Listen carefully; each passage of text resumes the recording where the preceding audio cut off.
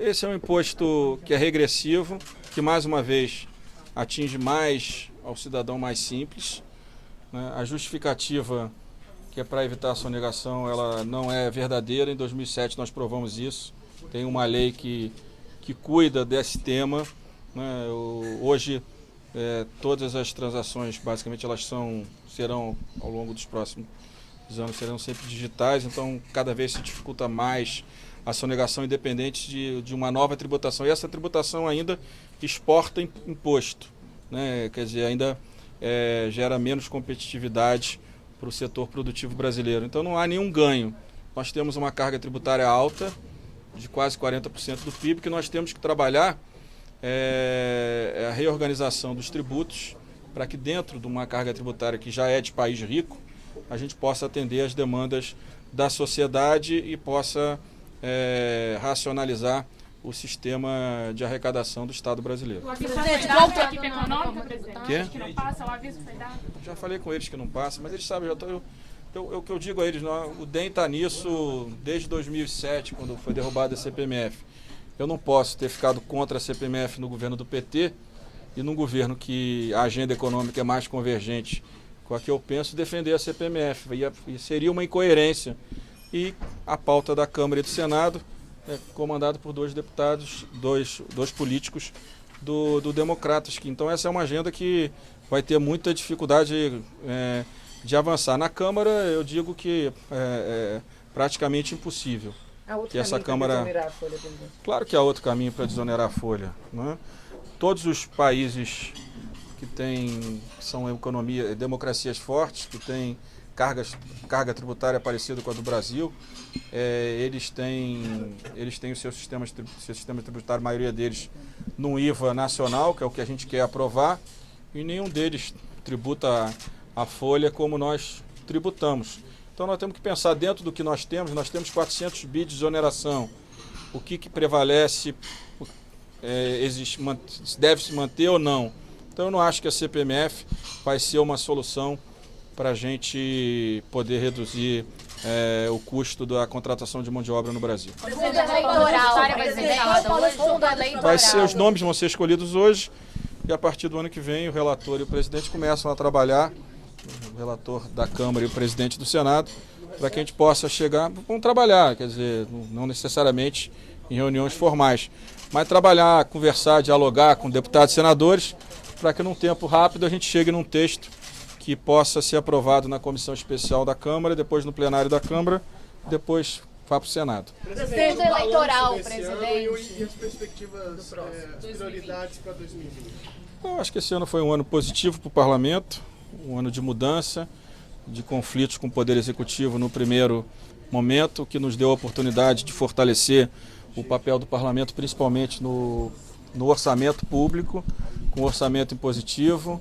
Comandamos a votação, a Câmara e o Senado, da reforma da Previdência. Tivemos um resultado muito importante, porque nós conseguimos aprovar uma reforma que, de fato, garante um equilíbrio no sistema previdenciário e mais, né, atinge mais aqueles que se aposentavam com menor idade e com salários mais altos, e protegemos os brasileiros, a base da sociedade brasileira. Nós aprovamos outros projetos também muito importantes, terminamos aí com a aprovação na Câmara do novo marco regulatório do saneamento. Acredito que o Parlamento exerceu a sua missão nesse ano com muita competência, deputados e senadores, e tenho certeza que o fortalecimento do Parlamento fortalece a nossa democracia e a certeza que as soluções para o Brasil passam necessariamente por um bom diálogo, um bom debate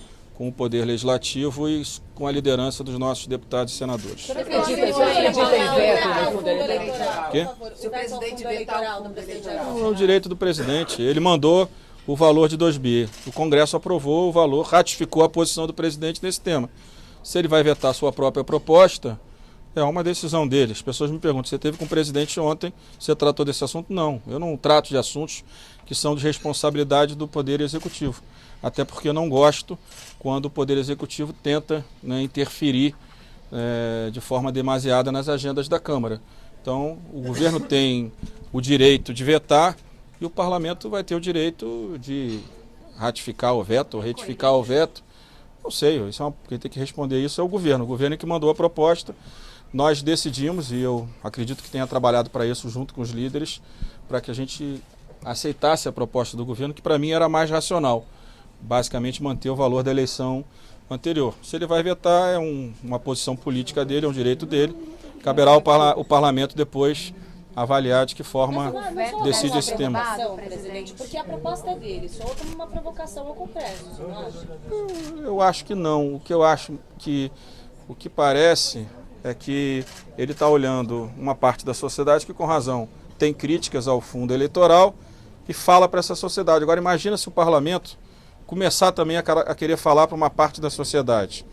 Vamos aqui fazer uma política do salário mínimo, né, com 5% de aumento real todos os anos. Vamos ser aplaudidos por grande parte da sociedade brasileira.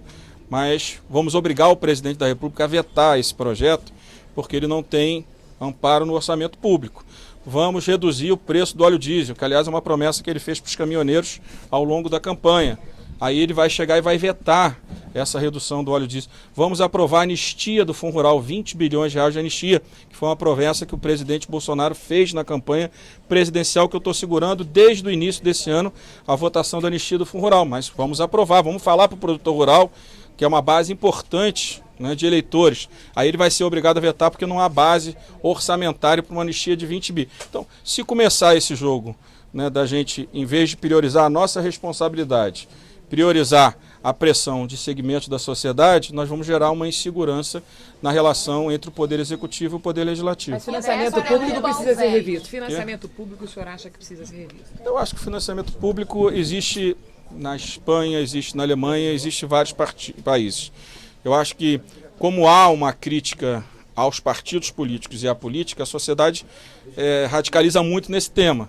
O que nós precisamos é mostrar que nós precisamos financiar a democracia e que uma parte do financiamento 100% público pode tirar a pressão, por exemplo, do setor privado dentro da política, né? E essa pressão gerou aí tantos problemas nos últimos anos na política. Agora, eu acho que a gente precisa estar sempre tentando pensar qual é o melhor modelo, né? Se com financiamento público ou não, se é a retomada da pessoa jurídica com muitas limitações em relação ao que era antes, a limitação da pessoa física, porque há também uma distorção na pessoa física. Hoje você está limitado a 10% da sua renda, mas se você for bilionário, o 10% da sua renda é quase como se você estivesse usando o seu CNPJ e não o seu CPF, estivesse usando os recursos, o lucro das suas empresas. Então, é claro que quando você fala uma pessoa física pode doar 100 milhões de reais, é uma distorção em relação ao sistema. Então, só os partidos que representam empresários, que é legítimo também, é que vão conseguir financiar com mais recursos as suas campanhas. Então, de repente, talvez, que é um debate que começou a aparecer, a gente limitar o gasto da pessoa, a doação da pessoa física para 5, 6 salários mínimos. Isso equilibra o jogo, né? Porque é um valor que é alto para a realidade média de salário brasileiro, mas limita a interferência do empresário através do seu CPF. Então, acho que são esses debates que a gente precisa ver. A gente já sabe, o mais importante é que a gente sabe que o tema do financiamento das eleições ainda é muito sensível para a sociedade. E a nossa obrigação é construir uma narrativa onde a gente mostre que o sistema misto entre público, pessoa física e privado pode ser a melhor equação para a gente garantir um equilíbrio no processo eleitoral, né, e garantir que não haverá nenhum segmento da sociedade que vai ter mais força do que outra no Poder Executivo ou no Poder Legislativo em qualquer ente da federação. Quais são as pautas que tem chance no próximo ano? Eu acho que no início do ano você tem a PEC da segunda instância que já está andando, vai andar naturalmente. Você tem o projeto da recuperação judicial, autonomia do Banco Central, você tem o projeto que nós criamos a comissão especial essa semana sobre a recomposição dos valores mínimos do Bolsa Família, um projeto que a gente construiu junto com um grupo lá com a Tabata, com o Felipe Rigoni.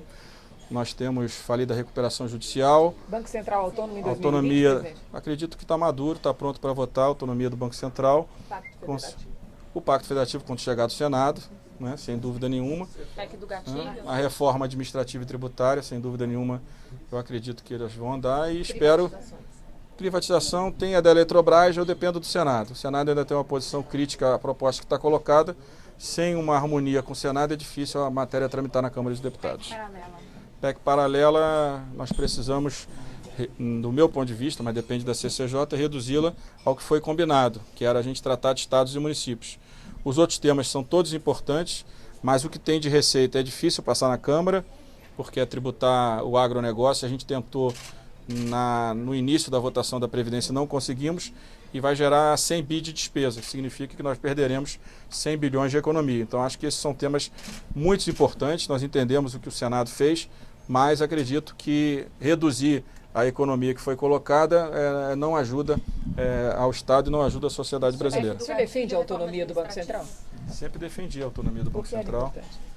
Porque o Banco Central, ele comanda a política monetária e cambial brasileira, e quanto menos interferência do Poder Executivo ela tiver, melhor. No Brasil não existe uma interferência, talvez tenha sido uma das poucas instituições, uma das poucas empresas que não tiveram influência política ao longo dos últimos anos. Bom que tenha sido assim, mas amanhã você pode ter outro presidente que queira interferir no Banco Central. Então você ter uma autonomia, que não é independência, são coisas diferentes. Independência, quem apresenta a política monetária é o próprio Banco Central e executa a política monetária. Na autonomia, o governo encaminha a proposta, o Banco Central executa e depois presta contas ao Senado para dizer por que cumpriu ou, se não cumpriu, por que não cumpriu. E garante mandatos, o que garante o mínimo de independência nas relações entre o Banco Central e o Poder Executivo e também o Poder Legislativo. Esse tema já foi tabu em outros tempos, presidente. O que é que mudou? Mudou porque eu acho que se caminhou, se discutia a independência, se caminhou para a autonomia. É difícil alguém que não queira proteger a política monetária, sabendo que quem encaminha as metas é o Poder Executivo. Então o presidente eleito, ele encaminha as propostas. O que nós queremos é apenas que o Banco Central tenha a independência operacional para executá-las de forma mais eficiente. É que tem auxílio, reforma administrativa, presidente. Falei das reformas aqui.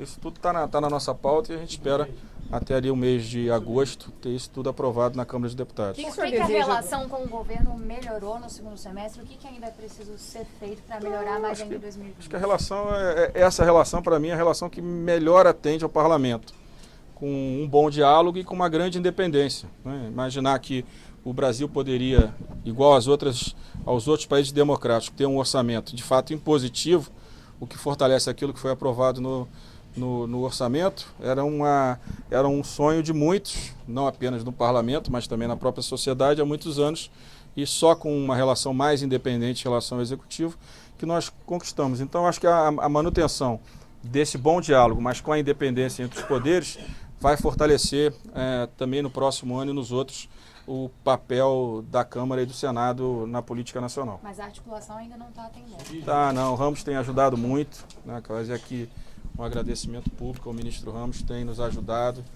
24 horas, toda hora que eu ligo para ele, ele me responde, conversa comigo, então só posso agradecer primeiro ao ministro Onyx, que no momento mais delicado era o único com quem nós conseguíamos conversar no governo, e depois, quando ele passou a responsabilidade para o ministro Ramos continua exercendo essa função com mais facilidade, já que o diálogo com o próprio presidente melhorou nos últimos meses. Muito obrigada.